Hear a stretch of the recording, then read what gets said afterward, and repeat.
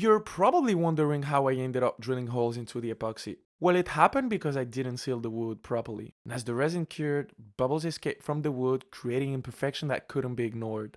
I somehow managed to fix it, but honestly, it really wasn't the result I was expecting from my client. That's when I knew I had to start all over again. This is about a week after. The plywood is cut and now it's time to sand it. I'm really not a big fan of sanding, but it's a total game changer when it comes to achieving top quality. Now you can't really see them, but the jigsaw left so many marks on the surface. I'm now using a 120 grit sandpaper to smooth everything down and remove any imperfections. Next up is probably my least favorite step, but it's one of the most important one, sealing the edges. I'm using a plaster-like material to smooth the edges. Sealing the edges is going to not only make the piece look way better, but also save you so much time and effort. So make sure you do this right before moving on to the next step. Now it's time to hand sand the edges.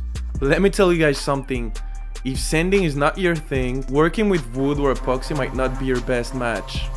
Now, back to the last story. The first attempt just wasn't good enough for me to say, oh yeah, I can really see that in my client's house. The problem is, I always want my client to feel like they have a true one-of-one artwork, a piece that's entirely unique to them and made specifically for them. That's why I decided to change so many things about the design, like the color, the overall landscape, and even the shapes. This was a custom order. The client specifically requested a pink color with a cloudy vibe and a landscape. So I came up with this design that I'm really excited to share with you guys very soon.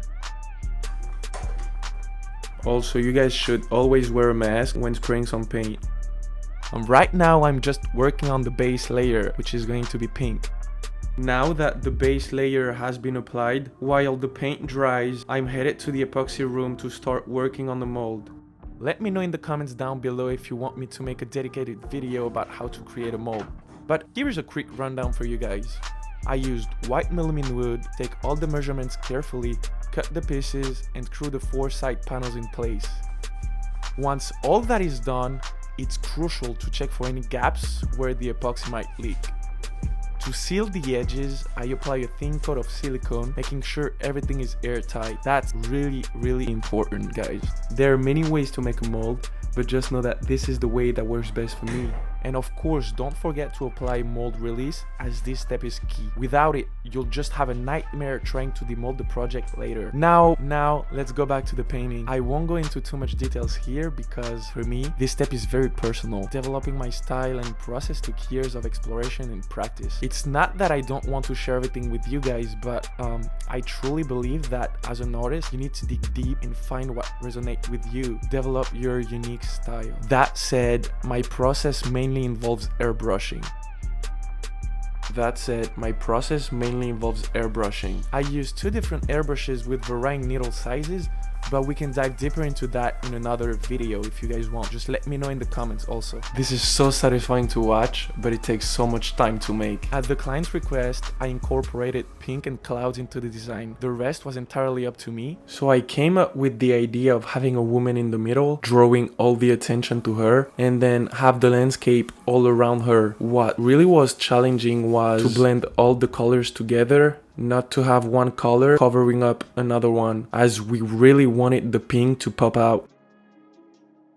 Seeing something you've been working on for so long come together is actually the best feeling in the world. Now comes the sealing step, where I use a fast curing resin. This resin cures in just 30 minutes, but when it comes to working with epoxy, you can never be too careful. Spending a little extra time ensuring the wood is sealed properly is always worth it. There are just so many types of resin and brands out there, and I believe once you find the one that works best for you, you stick with it.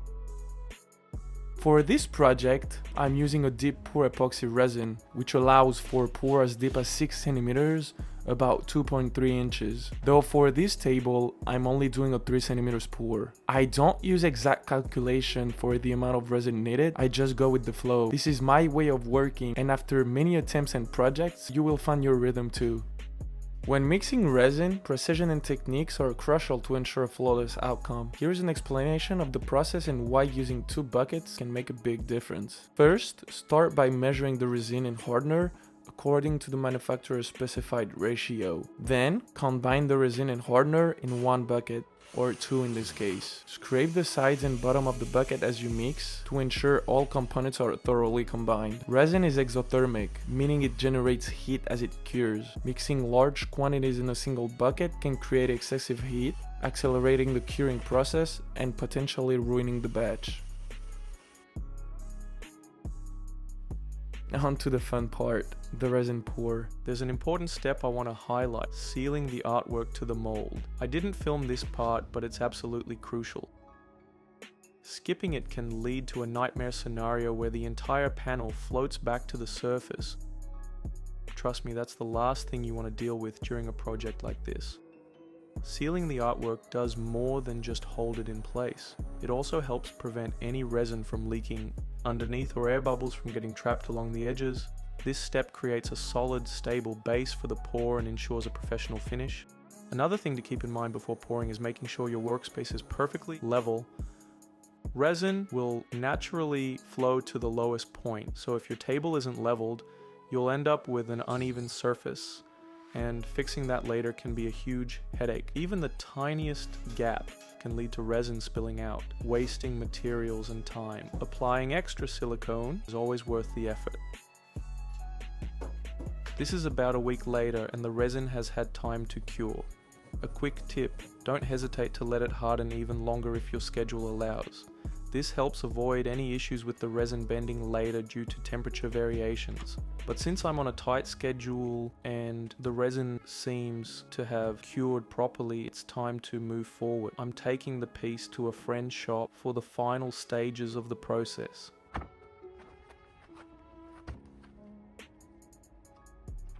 I'm keeping the piece in the mold until the very last moment. This ensures everything stays stable and protected throughout the process.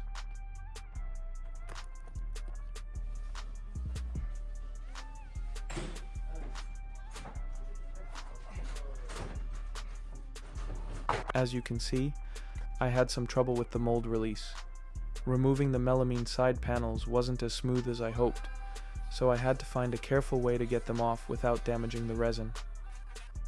These are the little challenges that come with the process, but they're all part of the journey. To carefully release the bottom part of the panel from the resin, I'm using a flat screwdriver and a hammer. The key here is to go slowly and work on all four sides of the panel. By gently prying around the edges, I can loosen it without risking damage to the resin. Once the edges are free, I simply pull up to release the bottom completely. It takes a bit of patience, but this method ensures the resin stays intact and the panel comes off cleanly.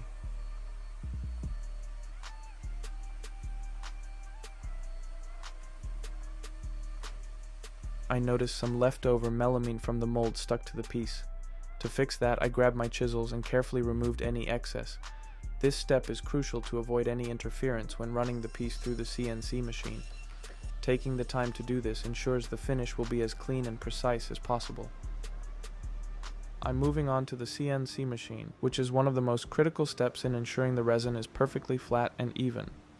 The CNC machine uses a precise cutting tool to shave off the tiniest layers from the surface, gradually smoothing it out and creating a flawless, level finish. This is especially important for a table like this, where even the slightest unevenness can stand out and affect the overall look. Watching the machine at work is always satisfying as you see the surface transform with every pass, revealing that smooth professional finish underneath. To get the surface completely flattened, I had to make so many passes. The process ended up taking me about 2 hours because we ran into some issues with the machine along the way. It was frustrating at first, but after troubleshooting and fixing the problem, I was able to get back on track. Meet my friend Armand. I met him a couple of years ago at the gym. We both do calisthenics and we started working out together, and he's always here to lend a hand when I need it. He's helping me out by cutting down the edges of the panel with his circular saw. Having someone you trust to work with makes projects like this so much easier, and I'm grateful for his help. I'm going to work on the chamfer, grabbing the router with the appropriate bit to create those subtle angled edges. Honestly, the router isn't my favorite tool to use. It's powerful and can be a bit unpredictable if you're not fully in control. I remember one time, early on in my woodworking journey, I was using the rotor on a smaller piece. I wasn't holding it firmly enough and it jumped out of my hands, leaving a deep gouge right in the middle of the project. Now I always take my time to work with it carefully. As I mentioned before, I'm not a big fan of sanding. It's definitely not the most exciting part of the process. But for this piece, I have to take it all the way up to 320 grit sandpaper before applying the varnish. The same goes for the back and all four sides. The only exception is the backside, which isn't going to be varnished. I talked to my client, and we agreed to leave the backside with a frost-like effect. It adds a unique, textured contrast to the piece, and aligns perfectly with the overall design we're going for. By the way, my friend Armand and his dad are incredible woodworkers who create some truly amazing pieces. Honestly, their skills always inspire me. They have this meticulous approach to every project, and working alongside them really pushes me to pay attention to the smallest details. They've taught me so much over the years, and it's always good to give back to those who truly deserve it. Remember I mentioned that the backside isn't going to be varnished? Well, to keep it clean and make sure no product spills onto it, you need to cover it up. I like to keep it simple. Just some masking tape and cover paper do the trick.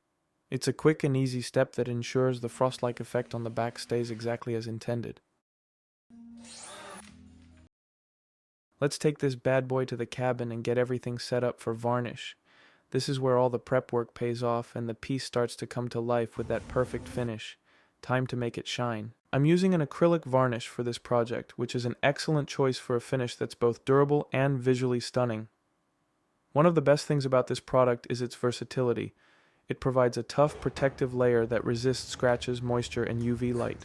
Even though this is a water-based varnish, it's still important to always wear a mask while applying it. There are still fumes and fine particles that you don't want to inhale. This is the best part, the moment I've been waiting for so long, the varnishing process. This is where everything comes to life. All the hard work, all the prep, and all the patience finally pay off. I'm giving the piece one final air cleaning to make sure there are absolutely no particles or dust left on the surface. As I start applying the varnish, you can see the magic happening right away. The surface comes to life with the colors and textures becoming so much more vibrant. It's like the piece is telling its story now, every detail enhanced by the glossy finish.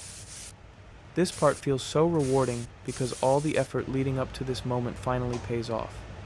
Watching the brush glide over the surface, leaving behind that smooth, flawless layer. It's just incredible.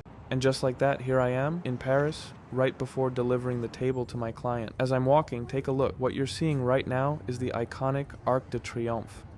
And finally, the final result. After all the hard work and dedication, this piece has truly come to life. My client absolutely loved it, and seeing their reaction made all the effort so worthwhile. If you enjoyed watching the process, don't forget to leave a comment, hit that like button, and subscribe to the channel. Thanks for watching, and I'll see you in the next one.